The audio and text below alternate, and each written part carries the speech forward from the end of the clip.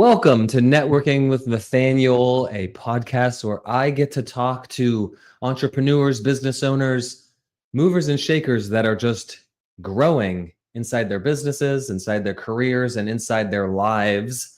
I am Nathaniel Hovsepian, host of Networking with Nathaniel. I am a health and wellness coach for busy dads. I am a real estate investor. More importantly, I'm a husband, and I am a father to 3 little humans who I am very blessed to be the parent of. I have helped dads take control of their health and wellness. I have done millions of dollars in real estate transactions. Words are difficult today. Real estate transactions. But this show is not about me. This show is about those amazing individuals, those amazing guests that I get to have on and talk to about their successes, their struggles, what's working, what's not working, and how they're navigating the future, both inside and outside of their businesses. If this is your first time here, hang out for a little bit. See if you like the show. Hit that like button. And then if you do like the show, subscribe to the channel if you would, so you can get notified of all future videos. If you're a returning guest, if you're a returning viewer, and you're not already subscribed to the channel, what the heck are you doing? Subscribe to the channel, support the show. We have amazing guests on Networking with Nathaniel. Today is no different.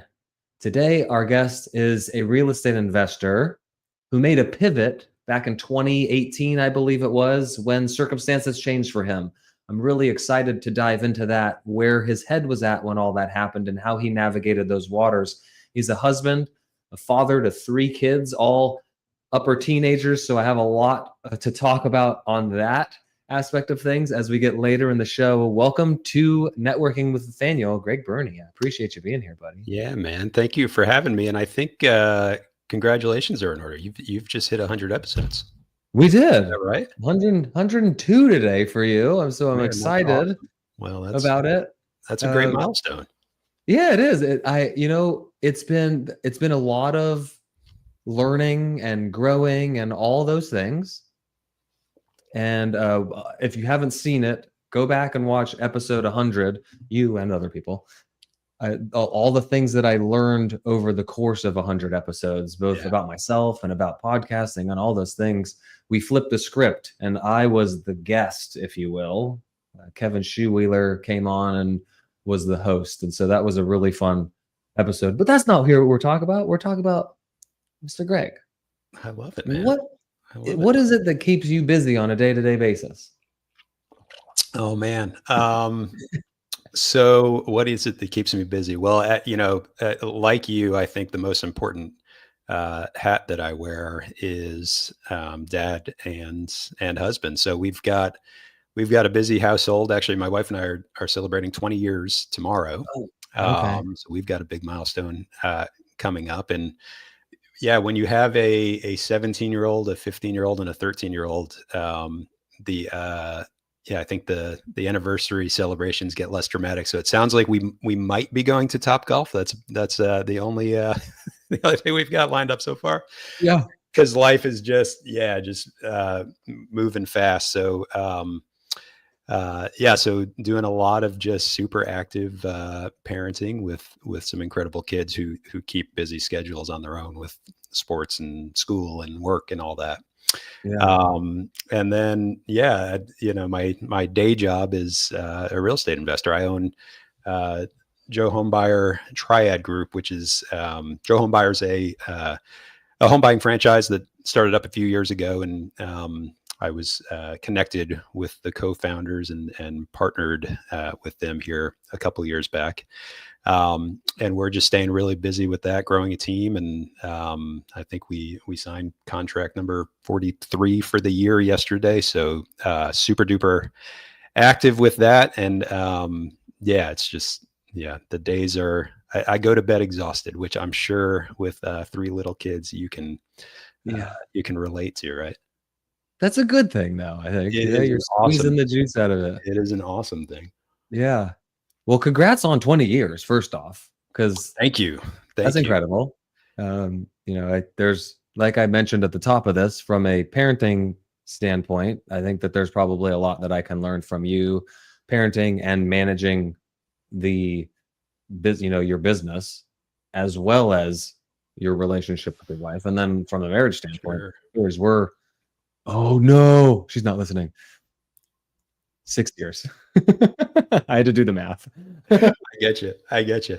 Well, I think it's, I mean, you know this, but like I think with marriage, with raising kids, with being an entrepreneur, um, you triggered this thought when you were talking about the getting to 100 episodes and kind of looking back at what has that journey been like. Because I bet it's been different than you thought it would be. I bet there's some things that were a lot more challenging than you thought they would be. I bet there's some things that you worried about that have not been an issue. Yeah.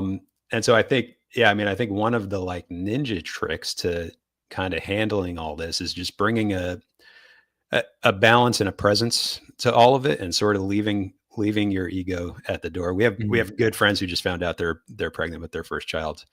And the husband was asking, like, give me some tips and tricks. And I somewhat jokingly, but somewhat seriously said, like, remember, you have no idea what you're doing and nobody else does either. Like, there's no, right. None of this, babies, entrepreneurship, marriage comes with like an instruction manual, right? Yeah. So success leaves clues. And I think it's on us as leaders, as dads, as husbands, to kind of follow those clues. But yeah, I think sometimes just giving yourself some grace is probably a big piece of it. And just being present, man, just being present. It's inspiring to watch you do that. And I maintain a pretty small friend group because I want to have people around me that are, just kind of doing the same deal and inspiring me. And just getting to open up that Facebook or that Instagram feed and being able to see and get inspired by, the folks that are on the same journey I'm on, which is very much one of like, we're all just trying to figure it out. And we're all just trying to become the best versions of ourselves, which is, there's no end point to that. So it's a fun game to be playing. And to wrap it up, it's an exhausting game to be playing, and it makes you tired at night. Yeah, for sure. There's so much here. The circle of friends that you mentioned, they don't have to necessarily be like people in person that you talk to all the time, especially in this virtual world that we're living in. But those people that you surround yourself with are so important, because they're uplifting you and they're supporting you and they're inspiring you, like you mentioned. And if they're not aligned with the things that you're doing, they're probably not moving you in the direction that you want to go. Yeah. And I like the nobody knows what they're doing. As a matter of fact, Kevin Schuwheeler, the person that hosted episode 100, he was on 60 episodes ago or whatever it was. And I will remember one thing that he said on his episode. He's a business coach for a lot of high level people. And he said, of all these people that I've met at the top of their game, it's idiots all the way up. They don't know what they're doing. Not that like it's a pejorative, like these people are dumb, but they just, they're learning and they're just figuring it out too, because as you go, you're unlocking new things that you didn't know. Right. And that's kind of the whole point of growth. Yeah. I also, from a parenting standpoint, like to think like, you have no idea what you're doing, but also you have all the necessary skills and traits to be successful in it. Like God gave you all that stuff. Yes. And so just know that you got that. I actually did a video just a few days ago that, dads, you got this. Yeah. It's going to be tough.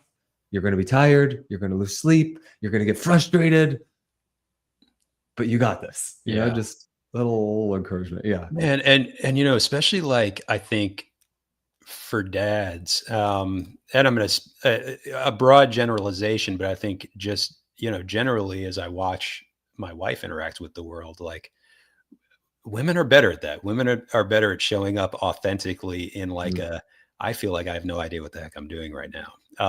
And, I think in certain circles, certainly sometimes in the real estate investing world, like there's a lot of like chest thumping and look how great I'm doing. And I've fallen in with a group right now, all virtual, by the way. It was funny that you said that. Yeah, one's in Texas, one's in Louisville. But to be able, I think, to have a space to say, man, I didn't show up as the best husband today, or my kid did this and I'm like ready to throw him through a window, but obviously I'm not going to, but like help me process this kind of thing. Yeah, it's so critical. The other thing you made me think of is just that like the you got this piece. And it's you already have the tools that you need. I'm thinking about an analogy with your little ones and like babies learning to walk, right? Like they don't wait until they're able to walk to get on their feet. It's a process of crawling and failing and falling. And so I think that's it. I think the idiot's all the way at the top. Maybe the other way I'd say that is the people at the top are the people that just keep getting up and keep saying, keep trusting in the like, well, I don't know how to do this yet, but I got this. To piggyback on the baby standing up analogy, and I've been in and out of different mentorships for 10 years now. 10, geez Louise. And one thing a recurring theme that I didn't understand was failing forward. And I noticed it with Huxley, our second, and I don't know if this is true, but it does seem like, as Hope is now standing and potentially about to start walking, is they don't actually start taking steps until they get comfortable falling forward. And that like opened things up for me. Is like, that's cool. Yeah, you got to start to fail. If you're comfortable falling forward, now is when you can start making movement, And so we'll see if it jives with number 3. That's it did fun. With 2 or with 1 and 2 is like, it just, and then it clicked. But I have a question. I want to definitely get into the real estate side of things. Before we do, sure. I'm going to plug Fit Fatherhood. If you're a busy dad or you know one that is looking to focus on their health and their wellness, the Fit Fatherhood community might be just for you. It's said that when we have our health, it frees us up to have many, many goals, but when we don't, we only focus on the one. So we're focused on keeping our health and wellness as a top priority in Fit Fatherhood. We've built this community of busy dads, all like-minded, looking to grow and flourish and be great examples for our families of what health and wellness looks like. So if that's you, or you know somebody who that might be for, follow the link in the description and come join the Fit Fatherhood Facebook group today. Let's get back to the show. So you mentioned Joe Home Buyer, and this is a nationwide franchise for real estate investing. Yep. Is this and you mentioned, was it 42 or 43 this year? Contracts. Yeah, I think I'd have to go back and look, but I think it's number 43. Nice. Okay. But is this a wholesaling operation? What does it look like? Yeah. So as you look across the country, it's probably 80% of the transactions that all of the 60 or so franchises are doing are wholesale assignments. Okay. Our operation probably pretty much follows that. We do a fair amount of fix and flipping, and then we've it's funny, and we'll get into kind of my journey into real estate. But it started with a desire to own rental properties and zero knowledge of how to own rental properties. But wholesaling has also the intent the entire time was for that to become the vehicle to find discounted opportunities, right? So I quickly realized that searching on the MLS and fighting against 50,000 other people that are looking for the same house was not the way to find good opportunity. And real estate wholesaling became that for me. Why go into this franchise and not just go it on your own? I love that question. I love that question. So I'm sure you've heard the phrase like, if you want to go fast, go alone. If you want to go further, go together.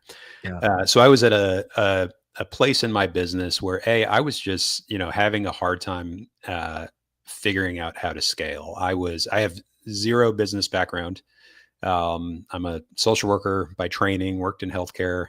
At my last year in healthcare was put in charge of a team and a budget without knowing that P&L stood for profit and loss. So I'm telling you, like, zero business background.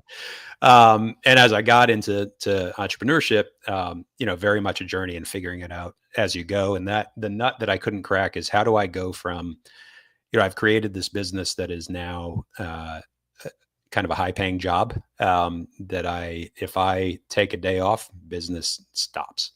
Yeah. And so at the time, really one of my first mentors in wholesaling, they were figuring out, they were at a different plateau. We've expanded into several markets, nearly killed ourselves in the process. How do we continue to grow and expand this? And so they looked at the franchising model. And so it became a natural fit for a couple of reasons. One, I would say the biggest is the community. Entrepreneurship, as you know, can be it can be lonely. It can feel like you're on an island. You're the weirdo that gets excited about staying up late to work on SOPs or whatever the case may be. And so having that community was a big piece for me. And then the other piece is, from a business systems perspective, I knew I was partnering with people who, they had kind of the R&D budget. They were trying new marketing channels. They were trying new sales processes. They were failing forward at a faster rate. And so that was a big piece. I've heard, like, a not smart person does not learn from their own mistakes. A smart person learns from their own mistakes. A brilliant person learns from other people's mistakes. And that was the other piece. It was like, I knew, just because of the mentorship, I had kind of seen behind the curtains. I knew them well. They were falling forward at a rapid pace. And I knew it was a partnership that I wanted to be a part of. Yeah. Yeah. It sounds like, where we want to go here. It sounds like you didn't start here, though. You kind of went at your own for a little bit and then found your way into Joe. How long have you been with the Joe Home Buyer now? So it has been 4 years, I guess, that I've been with Joe Home Buyer. And yeah, it was very much I think that decision, and each new franchise that comes in, I love having these conversations with them, because they're at the same place I was, which is with a limited perspective. The obvious thought you're having is, I can figure out how to do this on my own. Why would I give someone a piece of this pie? And what it's proven to be is that it's allowed me, to continue that metaphor, to get a much bigger piece of a much bigger pie.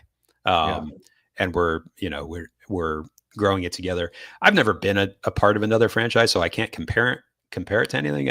What I would say is that there's something really special about the community. It is a very just incredibly values driven organization. It just aligns with how I live my life. And I've never, literally never once regretted having to write a check for a royalty fee or anything like that. It's just the value that I'm getting is pales in comparison. Now, hopefully they're not watching that and thinking they can up the royalty fee now, but I'll deny having said it, but but it's massive value. And and community is just so important to me.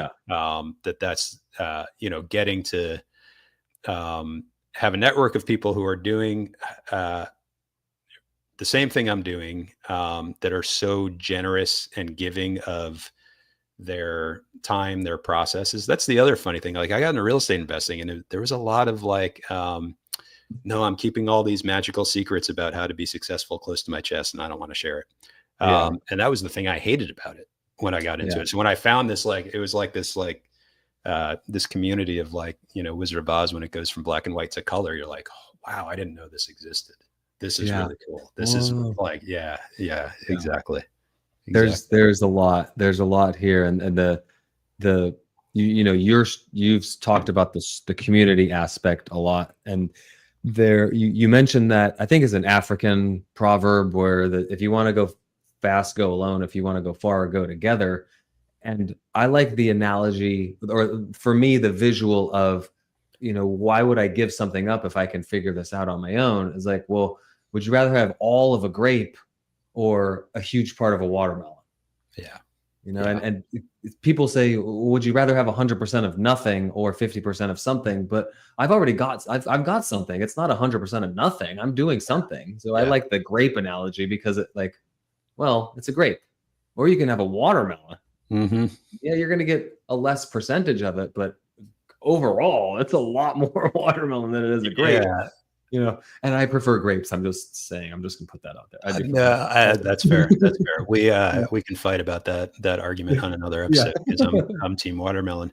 But I also think, like, if the why would I give a piece of this up is an argument that I think is not based in abundance. So I think if you really approach it from a place of, like, whatever fruit we're going to choose, it is the world's largest grape. It's the world's most delicious grape. And in fact, it's completely abundant and never ending.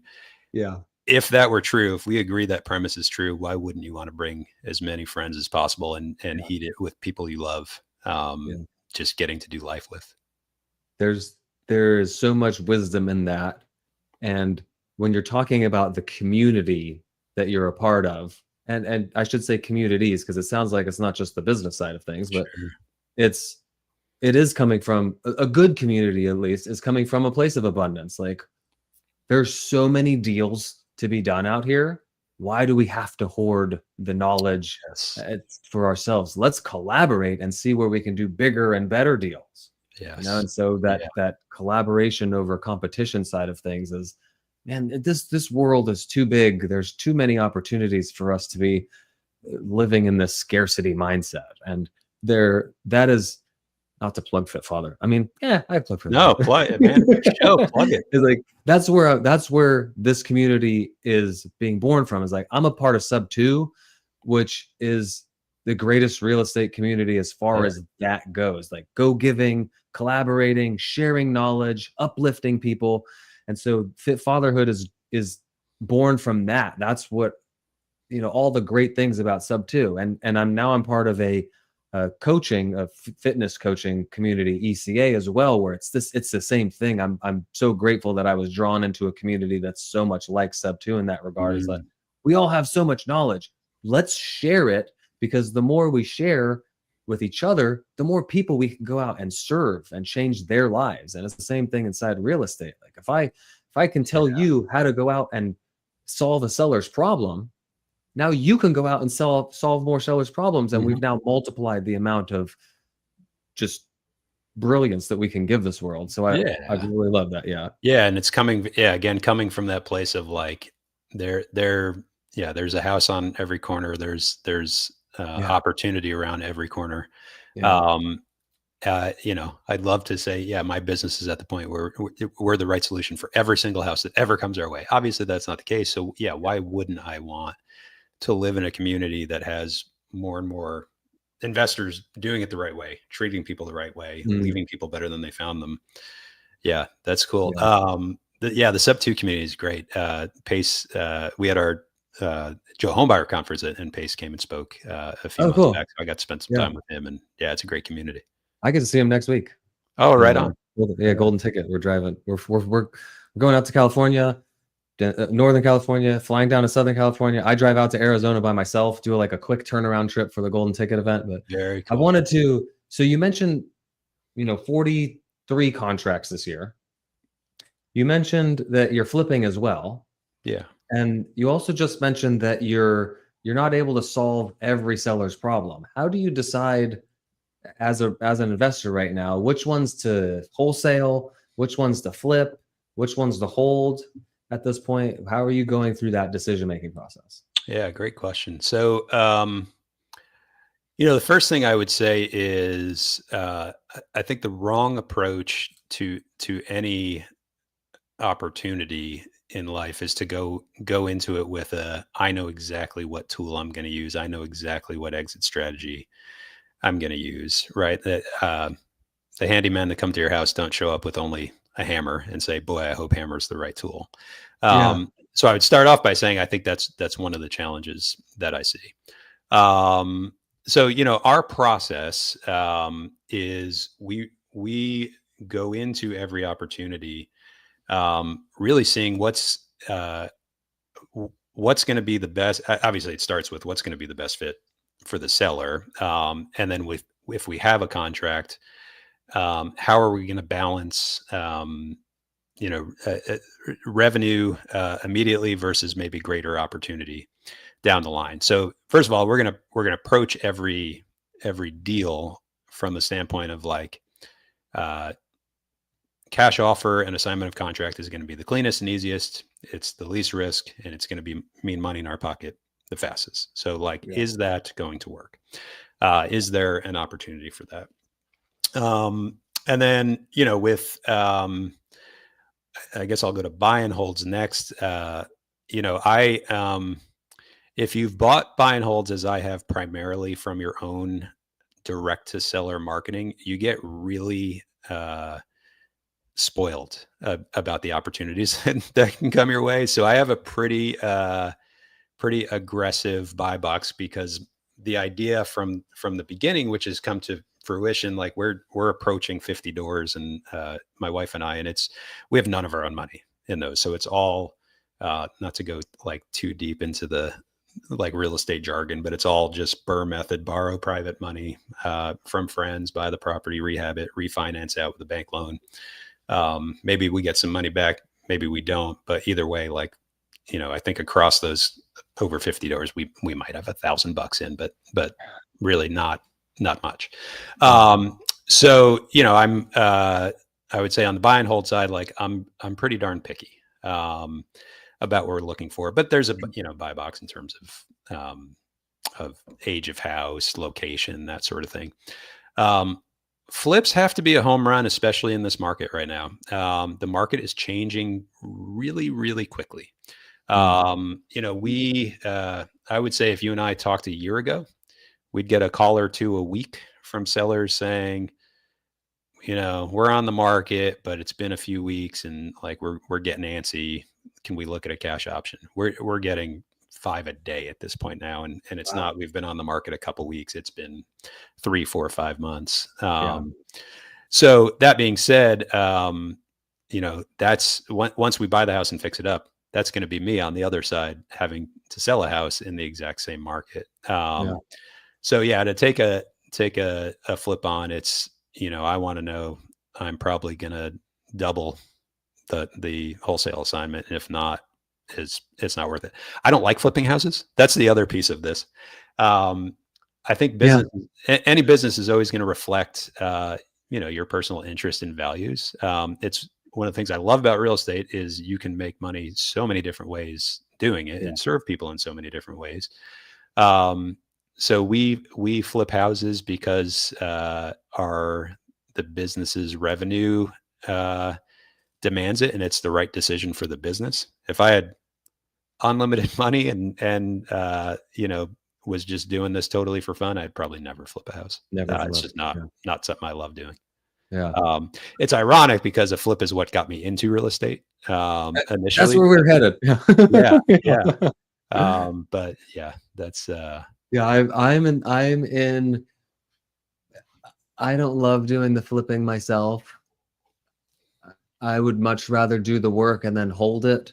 But Brittany likes the flipping aspect. She likes the going in and saying, oh, we could do this. We could rearrange these things. Like, so that's why we keep those things going. There was a time when we were doing it out of, I wouldn't say out of scarcity, but out of, we can make more money by doing this. business, Sure. right? And now it's more about the fulfillment that she gets out of it. And also we have a contractor that we really love, and it's very helpful for him and his family every project that we take on. And so we actually want to do more flips just for that specific reason. It's like Very cool. it changes his life. But Very yeah, cool. go back now. So he's talked about what you're doing. Well, you know what? Before we go back, what is the end of year goal here for you? You know, you're at 43 already. Did you have a number in mind that you wanted to hit by the end of the year? And what's like a Yeah. 1 to 3 year goal for you and your business? Yeah. So, it's less about, our goals are really more revenue related. We did, just about 1.7 million last year. The goal is 2.5 this year. And there's, I've got kind of 3 and 5 year targets from there, but, it's also going to continue to continue to grow that piece. That's the main, engine that drives kind of everything financially in our lives is the, the wholesaling flipping business. But then also, we just have goals around, the value of the real estate holdings, and continuing to grow that as well. So that's like, I would say that's the outcome of what I'm doing. What I'm really excited about is like, how do I continue to hone in my vision and what I'm creating so that it's big enough to hold the dreams of the people that work for me. So the stuff that really lights me up is like, man, we've got a disposition manager who started doing like, driving for dollars at $12 an hour or something. And now, he's in a leadership role in the business. He, I think, just bought his either 4th or 5th rental. He's done a couple flips. So like he's, the role is a springboard for him to like create. And so that's, I think what lights me up, is the idea that like, yeah, I'm building something and I don't know when it'll be, man, but I'm telling you now, like every person on my team is going to be a millionaire. Like that right now is what I'm up to. It scares the heck out of me because to get there, it means we're going to have something much bigger, which will require more people, which will require, just continuing to level up. But again, that's that idea of like, how do I create, I was going to say the watermelon. I didn't want to offend you. How do I create the giant? I like watermelon too. Yeah, all right, cool. Yeah, but yeah, how do we create again something big enough that's just going to be like, we're continuing to win at a high level. We're continuing to serve people, and the people that are in on this are benefiting financially, benefiting from a personal growth perspective. So yeah, that's what I'm up to.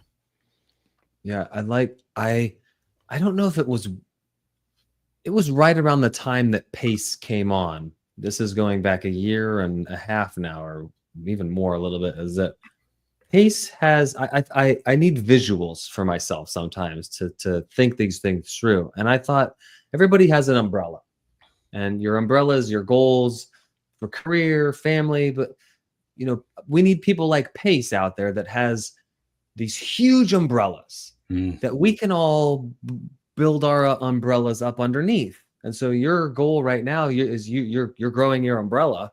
And so all your, the people that you work with, their umbrellas can now fit under there. They can have their career goals and their family goals and all that be housed under your umbrella. So that's just how I've visualized it. I love that visual. Yeah. And I think it's, I don't know. I feel a responsibility, to be that for people. Cause I'd love to, I can talk about my transition into real estate, but a big piece of it was, really having, just lucking into some relationships where sometimes you need to be shown a bigger vision and shown what's possible. You meet people that have that huge umbrella, and just by being around them, you're like, oh, I guess maybe I could, maybe there is some more possibility here. And I think, so why, I think if you have that inside of you, you have the ability to say, I think I can create that for other people. I don't know how, I don't know what it's going to look like or how quickly it's going to happen, or the path it's going to be. But if that's inside of you to share that, like, I would go so far as to say you're being selfish by not sharing that, because I think at the end of the day, God, the universe, whatever you want to call it, want just massively abundant lives for each of us. So if I'm in a position to help instill that possibility in somebody else, yeah, that's my job. Yeah. It's your, I like the word responsibility, and it's also a privilege that you get the opportunity to. When we were making our first hires, like, oh man, now I have this other person that I'm responsible for, and I get to go out. And I don't know if you're familiar with Kevin Cho. He's a the prominent person inside of Sub2 and outside, but he did a thing a while back, is that I know how I'm going to show up every day. I know the effort that I'm going to give and the things that I'm going to learn and the growth that I'm doing every day. So I want those people to come along with me, because if they go along with somebody else, who knows how that person's doing, and they're going out and partying and ruining their body and their energy levels on the week. And so they're not going to be as well taken care of. I get the opportunity to show up every single day and grow and learn and move my needle forward, so I can move their needle forward. And just that little reframe when we're bringing people on, it's like, okay, now we're cooking. I love that. That's powerful. To go back to the beginning here for you, real estate wise, I think I mentioned 2018 was the time there was you tell the story. Yeah. So, as I mentioned, I have a social work degree, was working in healthcare, and had moved up into a director role. So just, I'm sure you can picture like middle management in a very bureaucratic kind of environment. And it's funny. I kind of have this personality of like, I'm super adaptable, and I can kind of be happy doing anything. And so it's funny to look back now. And my wife, if my wife were here, she'd say like, it was, I think, obvious to everyone else except me how miserable I was.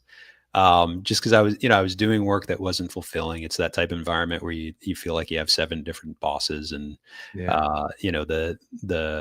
the priorities are changing every other week. And so just, kind of that space. And then, at the time I'm in, my mid 30s, and I'm kind of like struggling with I could put my head down, kind of do this, work at a job I don't love, but like, it's the safe thing. And, honestly, that's kind of what I was raised with. Like, I don't think my dad ever hated his job, but like, he didn't love it, but it was like, that's what you did. Like, there's kind of like that's what the man does. And I don't know if that was directly taught to me, but I think that's certainly the story I had. Yeah. So long story short, I mentioned, I was like, okay, how do people own real estate? How do you buy rentals if you don't really have the money to do that? And just kind of learned, started learning, and then one of those relationships I was lucky to find was a neighbor who had flipped a few houses, and we met. Actually, it was funny. We met for coffee last week, and at the time he'd flipped a couple houses, but was a teacher. I had done nothing in real estate and hated my job, and we were just reflecting back because he now owns the 100+ units, and is long since out of teaching, and my business is doing well. I said, "You remember sitting here? You handed me a copy of Rich Dad Poor Dad, and it like unlocked this entire different universe for me." So, so he said, "Hey, go find us a house, we'll flip it together." So, okay. So I, found a house, had no idea the person I was talking to was a wholesaler. I didn't even know what wholesaling was, but, we flipped this house, and, wholesaler made more than we did, I think. And so he's become a great friend, Mark. And so I reached out to him. I was like, "What is wholesaling? Like, what did you do? How did you make because you made like a lot of money, like you made 3 months worth of my salary. How'd you do that kind Yeah. of thing? So anyway, I just started wholesaling nights and weekends, man. Like I was sending like driving around, writing down addresses of houses that looked vacant and sending letters to them after the kids went to bed and on the weekends. And so, you know, this transition really starts with a statement that really changed my life that I made to my wife one night with entirely too much confidence, because I think I'd done like maybe one deal. But I was starting to like figure it out. And you know, Laura walks into the dining room one night. It's well past my bedtime, but I'm writing letters, and I said, you know, I think if I had like a guaranteed 6 months runway, I could, like, this is a business I could do. Like I could be successful doing this. And like, man, literally a couple days later, I get a call from my boss, and you know, the position that I'm in is being eliminated. So you ain't gonna work here anymore, and at least not in this department. And there's, you know, you're gonna meet with HR. There's gonna be a couple other options, or you're gonna have a 6 months severance package. Yeah, like, right, like, yeah, it was one of those, like, got it. Thank you for the message. Yeah. Yeah, and that, so that was, I don't know if you've ever had a moment in life where it's like, you're being handed the thing that you've been begging for, and it's absolutely terrifying, and every inch of you is like resisting going for it. And I think for me, you know, I look back now and I'm like, that's what I needed. Like, because I for months I was like, I should make this transition. I should do it. I should try it. I should go for it. And it was like, I'm standing at the edge of the cliff, and I'm ready to jump, but like, yeah, I just needed that little like push from the universe. So yeah, and the first few months were like definitely stressful, but you just, again, go back to the learning to walk. Like you continue to build you get a little more success, and then you fall flat on your face again. You're like, okay, learned something there. Don't do that. All right. You know, and it's just, it's evolved from there. Was there anything habit-wise, things that you did on a daily basis, especially starting out, that helped you to get your feet wet and get that momentum as an entrepreneur doing this full time now? Yeah, for sure. Interestingly, it had nothing to do with real estate. You know, one of my early mentors, I would hear from him, and I think it's a Jim Rohn quote. Maybe I may be misappropriating, but the idea that your business is never, the success of your business is never going to exceed your level of personal development. So like the greatest and really only gift you can give to when you're creating something is like leveling yourself up. So like, what did that look like for me? You know, obviously, like, I don't think it's by accident that was the same time in my life that I started reading a lot more. I started exercising a lot more. I started taking care of my sleep a lot more. Because yeah, when you're up to something really big and challenging, like you have to, I don't know, like those early mornings where I didn't want to, but I still got up and went for a run, or got up and read my 10 pages or whatever. Like, it almost felt like kind of putting my armor on for the day. Like, I know I'm about to go into the world and get punched in the face because I'm trying something new, and I don't know how to do it yet. And so, yeah, those little habits, start your day with a win. I think that's the other piece. Somebody told me once, like, success is defined by your ability to keep commitments to yourself. Like, that's all it is. And so like, you almost trick your brain into saying like, all right, I'm going to wake up 15 minutes earlier tomorrow than I normally do to read or meditate or whatever. And then you do it, and it's like your brain doesn't understand the difference between that win and closing your first $25,000 deal or whatever. It's like your brain experiences it the same. So it's like the more, almost the more practice you get with that, the more you're just inviting it into your life. Yeah. It is incredible how the brain is wired from a few years of evolution, Sure. and how we can trick it almost, in a sense. Not even almost, we can trick it into doing our bidding and Yeah. creating the things that we want to create. And I love the small wins one. I talk about just going and making your bed, Mhm. just something so simple as that, and then be grateful that you did that, because Yeah. that spirals, like that habit and that action becomes bigger and bigger and bigger, because your brain doesn't know, once you train it to, the difference between making your bed a win and closing $1 million deal a win, Mhm. and celebrating them. Every little win along the way, you should be celebrating it, because that's you're now giving emotion to each win that you have.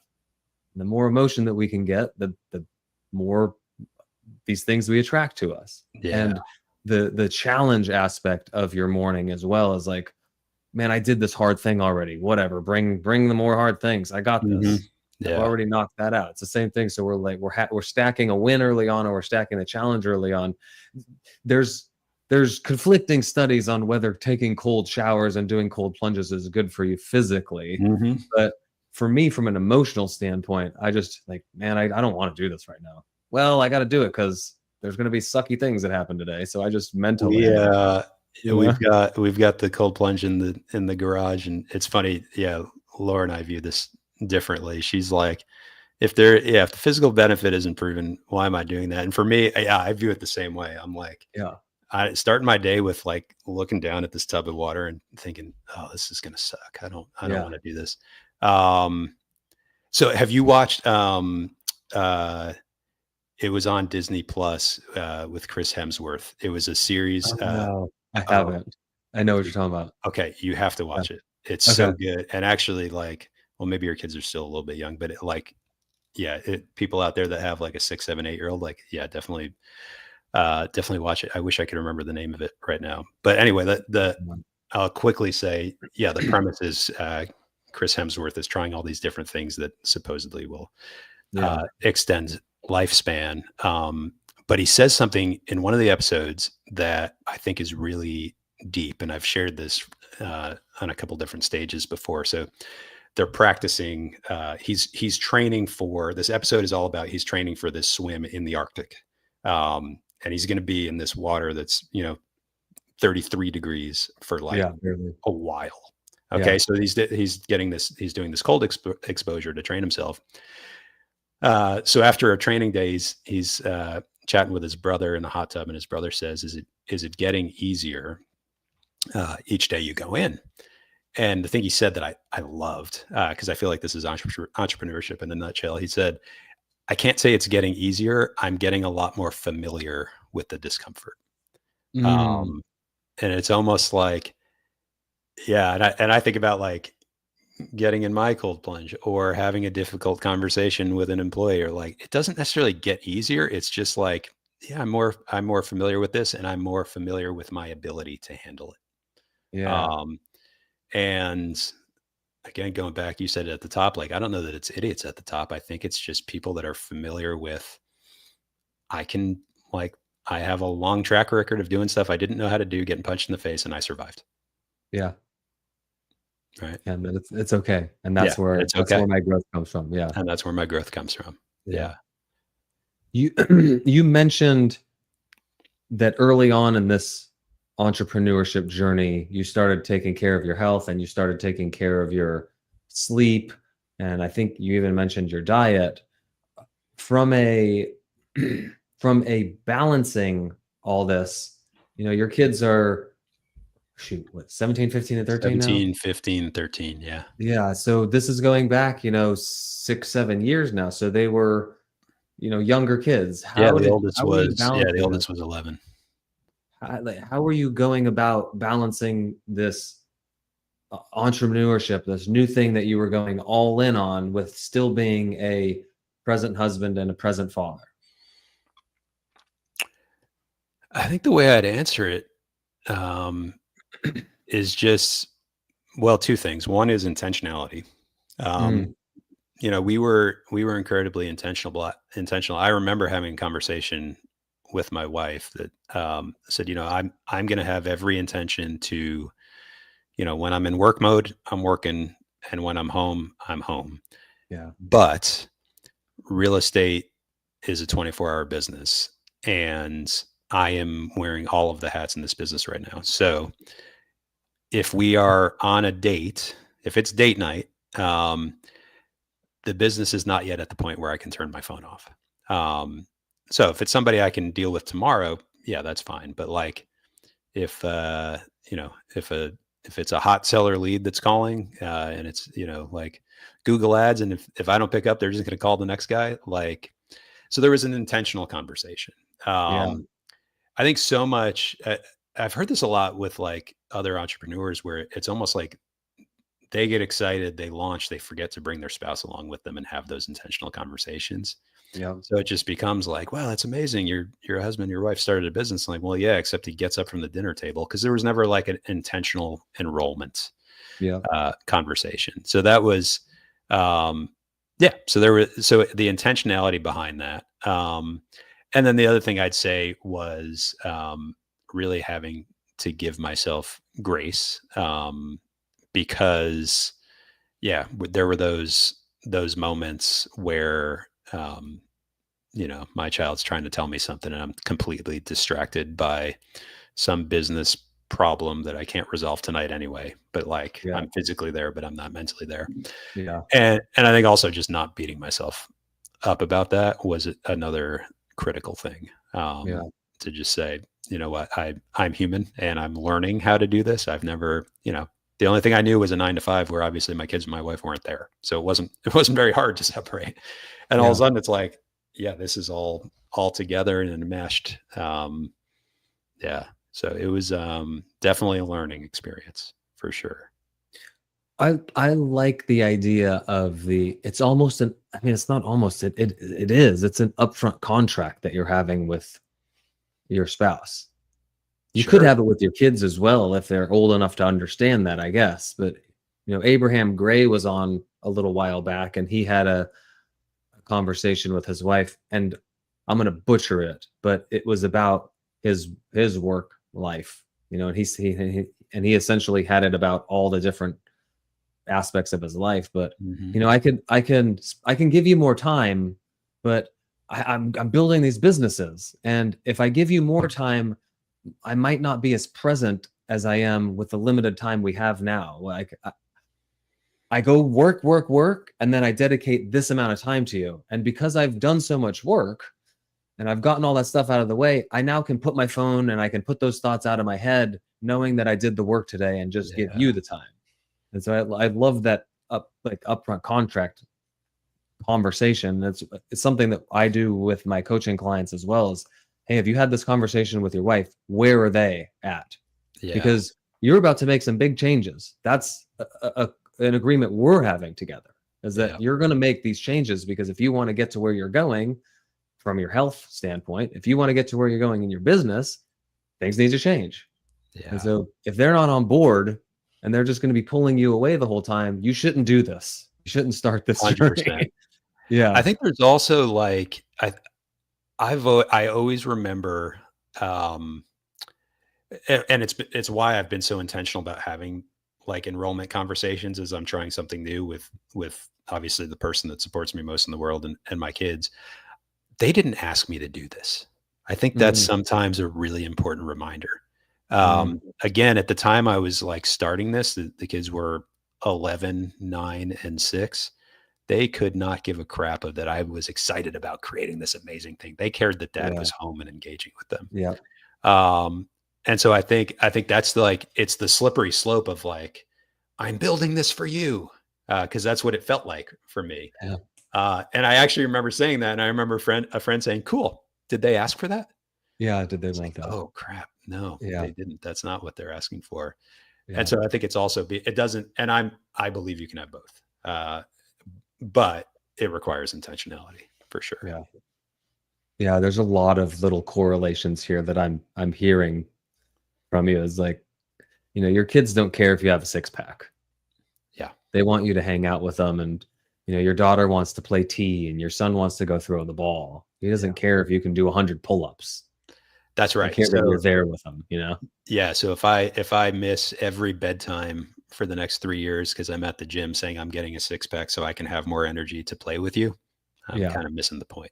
Right. Right. Yeah. I So love it's that. like, so how you, so, and I think it just comes down to, um, and this is an entrepreneur trick. This is, I wish the world had more of like prioritizing your time and having a clear vision. And then what is important to you that you're Yeah. creating, because we all have the same 24 hours. So how are some people ahead of me having these incredible, they're like, I just know that, like, incredible husbands, incredible fathers. They have 17 businesses that they're running at the same time and they're all doing well. And it's a high level of intentionality and Yeah. clarity on what you're wanting, and clarity and communication with those that matter most to you. And that's what it comes down to. Yeah. Yeah. When you are intentional about the time that you're allocating towards certain things, it makes you look at the time differently as Mm, well. Like, if I've said I only have 3 hours to work on this specific business today, well, I know that I can't go be handing out flyers on the corner. Like, that's not the right. biggest mover of this business. I got to figure out what's the best thing I can do in this 3 hours. And it's the same thing with with your kids or your exercise or whatever. Hey, I only have 30 minutes right now to hang out with you. Well, we probably shouldn't go do this thing where we're just looking at a screen together. Let's do something together. Yeah. Yeah. Right. So I love that. I have these questions here set aside, Greg, that I've Oh, asked let's do it. pretty every guest Let's do it. on I Networking love with it. Nathaniel so far.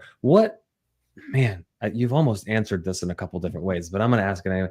What's the biggest life lesson you've learned, and how did you learn it?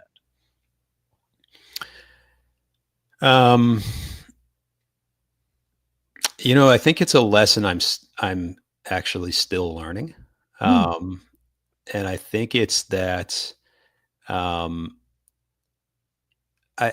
think there's a truth here, regardless of whatever, religious spin you put on it. So some would say God, some would say the universe, but I would say, I think we're here to experience it all. And there's an unending abundance available to us.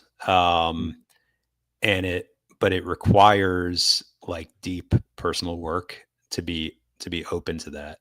And so I'm not interested in a life where I'm a victim and things are happening to me. I'm interested in a life of creation. And I think there's massive creation possible. And that requires, I say I'm still learning it, because I think there's a learning lesson every day if you're looking for it. And yeah, so I would say that's the biggest life lesson, is there's the people that you follow that you're like, I can't believe that the life that guy or that gal has created. It's like, they're not special. They're in terms of like, they're not doing anything that isn't possible for you or me or anyone else. And so I think, yeah, I'm learning that's true for me as well. That everything I can imagine is available to me. There's a path to get there. And then the lessons, there's lessons I need to learn to be able to get there. I love that you specified that this is a continued learning. Yeah. I take people through this exercise of envisioning your future self, your 1, 3, 5 year from now future self, and the characteristics and the traits and the habits and all those things that this future person has, and something that you should do every month or every quarter, because as you're growing now in your timeline, that future self is changing too, because they're changing from a new point of inflection. Yes. And so it's the same. Like I just turned 41 a few weeks ago, and I had this thought this morning. It's kind of crazy the way thoughts and timelines can work. Mm-hmm. And if you want to get woo woo, that time doesn't exist, go for it. That I'm 41, and in a lot of ways, I'm stronger today than I was at 40. And so the goal is each year to become stronger. And you know what, maybe I'm not going to be able to bench press as much at 42 as I was at 35, but pound for pound, maybe I'm stronger, right? My faith is stronger. My relationships with my wife and my kids and my friends are stronger. Like all those things. So it's just this continual, I'm long-winded. I appreciate No, I think, I mean, what I hear in that is like, there's a daily invitation to be the best version of Nathaniel for what Nathaniel's like human body is capable of today, which is going to be different at 40 than it was at 20. But it's, you know, there's a driver, I think, inside me that like the thing that drives me nuts, like that I want to avoid at all costs, is this like unrealized potential. And yeah, so I think it's, if we're saying like, am I as strong at 41 as I was at 21? Like that's the wrong question. I think the right question is, am I leaving like potential to be stronger, to be a better dad, to be a better husband on the table?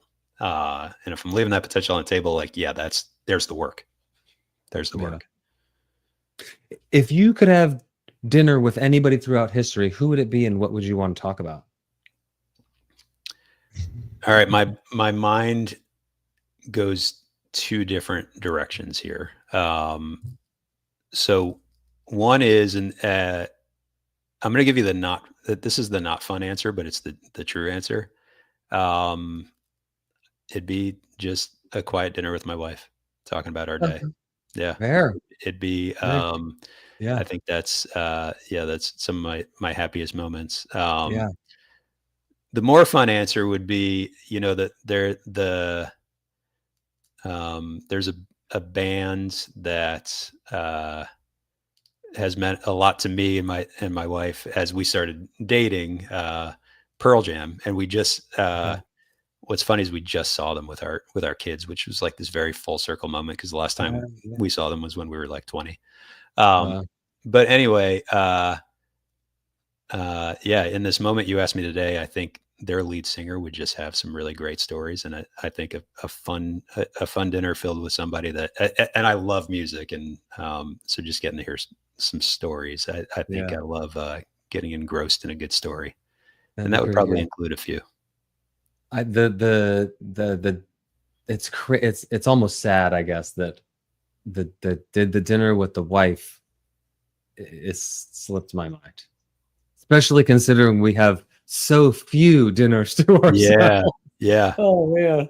I can remember you're in the same. I remember when my kids were your age and we'd have a date night and we'd say, okay, we're not allowed to talk about the kids, and we'd make it like maybe 3 minutes. 3 minutes. Like, all right, this is our world right now. Yeah. And you know, she's still a big part of Fit Fatherhood, and we still do real estate. You know, we were real estate investors together. It's been a challenge taking that, you know, you have the business hat, you have the parent hat, and then you have the relationship hat. And so many times these first two hats are always on. And it's like, well, we got to take these ones off and have the relationship hat. We've been actually, not side note, but I know we're pressed for time. Are we okay right now? We're good. I'm fine. Okay. We've been, this thing that can be such a bane of existence has brought us a little bit closer together. It's called Paired, Paired. Okay. And it takes you through, you pair it up together so you both are synced up, and each day you have little prompts and little questions and quizzes about each other. It's a little that's cool. Newlywed game-ish in certain extents. Yeah. So it's been a cool, like, you can chat in it, and so you're talking about it, and then it brings you to the table. Okay, well, what did you mean by this? And now we're having a conversation where we otherwise wouldn't have. So it's been a fun little one. All right. Thank you for that. I'm gonna download that. Yeah, when your time on this earth is done, Greg, and you're wherever you believe you go, what do you want to be remembered for by the people you left behind? I would love to be remembered as someone that that turned a switch on for people, that they could create a bigger life for themselves, and they could create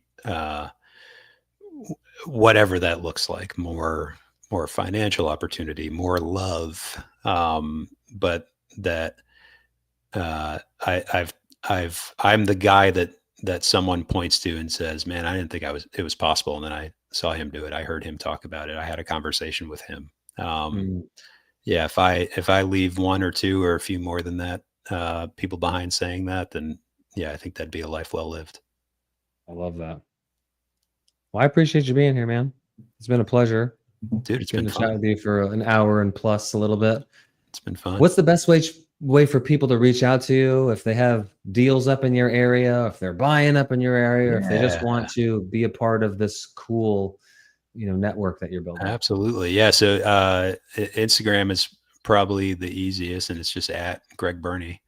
Mhm. So yeah, folks can follow me there, DM me there. We're yeah, in the real estate space, again, yeah, I'm just interested in, there were so many people that helped me, grow and were willing. There were so many people that weren't, but there were a small handful of people that were like, Yeah. I could call and be like, I don't know what the heck I'm doing. Here's what I have. Help me make sense of this. Yeah. So that's actually one of the most fulfilling things I get to do now when people reach out to me, like, I think I have a deal, but I don't know if it's a deal and I don't know what to do here. To be that person that's like, yeah, I'm not going to like snake your deal or do something shady. I'm just going to be somebody that you can bounce ideas off of and Yeah. speak from a place of like, I've probably made this mistake 20 times already. So hopefully I can prevent you from making it. Yeah. Yeah. Disclaimer for people out there. Not everybody is like Greg. Some people will snake your deal. So Yeah, unfortunately just be so. aware of I've it. yeah, Yeah. learned that lesson a couple times early Yeah. on. Well, I appreciate you being here, man. If you Yeah, would hang out for a little bit backstage so we can make sure that the recordings get uploaded. Thank you so much for coming on. It's been a pleasure. absolutely, my man. Thanks for having me, brother. Great Berney. I I have a bunch of notes here from things that we talked about. My big takeaways here are getting into a community. You don't have to pay for it like we have.